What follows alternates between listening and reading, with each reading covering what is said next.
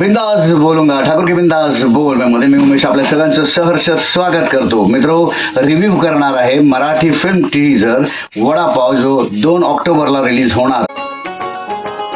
अहो कधीतरी वडापाव सुद्धा खाऊन बघा ब्रेकफास्टला. तर ही फिल्म 2 ऑक्टोबरला रिलीज होणार आहे, ज्यामध्ये प्रसाद ओक, सविता प्रभुने, अभिनय बेर्डे, गौरी नलावडे, रितिका अक्षोत्री असे आपल्याला कलाकार या सिनेमामध्ये बघायला मिळणार आहेत. आणि हा जो सिनेमा आहे, सिद्धार्थ साळवी यांनी हा सिनेमा लिहिलेला आहे वडापाव. महाराष्ट्रामध्ये लोक जेव्हा आपापल्या प्रांतातल्या पदार्थांचा बिझनेस करत होते, आता खरं बघायला गेलं तर ह्या फिल्मचं टायटल जे आहे वडापाव, हे खरं तर एक वेगळं नाव आहे. म्हणजे वडापाव तर खूपच प्रचलित आहे. मुंबई म्हटलं की वडापाव असं लोक याची ओळख आहे वडापावची.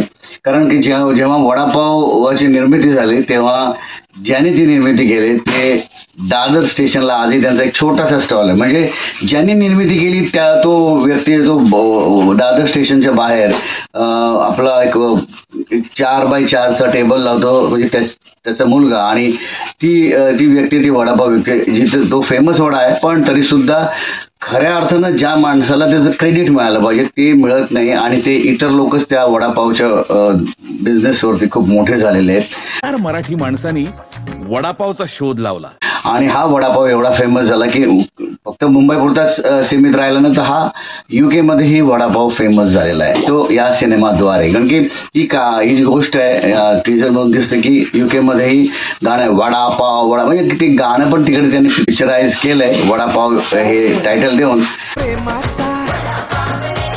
तर वडापाव हे टायटल दिलेलं आहे ह्या सिनेमाला, आणि वडापाव काय असू शकतो हे तर सगळ्यांनाच माहिती आहे. पण ही जी गोष्ट आहे ती या गोष्टीला वडापावला एक टॅगलाईन दिलेली आहे, गोड कुटुंबाची तिखट गोष्ट, लव्ह स्टोरी आहे. आता ही लव्ह स्टोरी कशी आहे, काय आहे, वडापाव कोण आहे, म्हणजे पाव कोण आहे, वडा कोण आहे.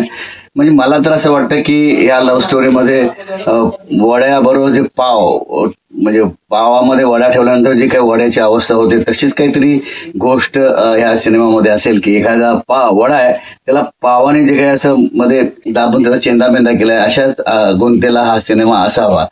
कारण की काय की प्रत्येक पावाची टेस्ट वेगळी, वड्याची टेस्ट वेगळी, तसेच या सिनेमाची गोष्टही खूप टेस्टी असेल हे मला आवर्जून सांगावं असं वाटतं ठाकूर के बिंदास बोलमध्ये. कारण प्रसाद ओक हा एक उत्तम नट, एक उत्तम माणूस आणि उत्तम दिग्दर्शक, खूप छान छान सिनेमे घेऊन येतोय, प्रयत्न खूप छान करतोय आणि मराठी इंडस्ट्रीला जीवित ठेवण्यासाठी तो प्रयत्नशील आहे. त्याचबरोबर चांगले सिनेमे लोकांसाठी घेऊन येणं हा एक त्याचा करिअरचा भाग आहे असं मला वाटतं.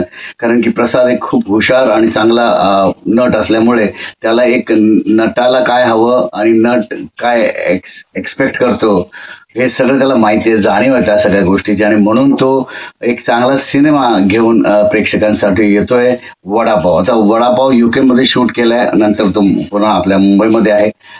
पण काय आहे ना की वडापाव UK मध्ये घेऊन एखादा, म्हणजे मला असं वाटतं की याच्यामध्ये एक मराठी माणूस येतो UK मध्ये जाऊन वडापाव हा विकू लागतो, याचा व्यवसाय करतो आणि मग तो वडापाव किती फेमस होतो, अशा टाईपची काहीतरी एक स्टोरी लाईन असेल.